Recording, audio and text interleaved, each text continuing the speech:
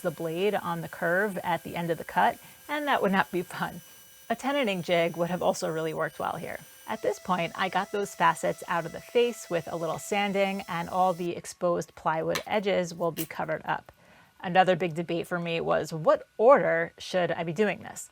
Should I cover the ends, tops, and bottoms before putting on the veneer, or was the way that I did it correct? I came to the realization that there's no correct way, there's just the way that's right for the project. For these draw faces, the corners will see the most abuse, so I wanted to make sure those were hardwood to prevent any veneer chipping or peeling situations. That's why I chose to do the veneer first. After the glue sets up on these, I cut them flush with the top and bottom and plane them flush with the fronts.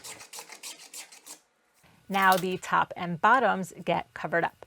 Remember I said those bandsaw cutoffs were going to come in handy earlier? I realized they were just long and wide enough to be able to stack all the faces on it to get the edge banding from one single piece.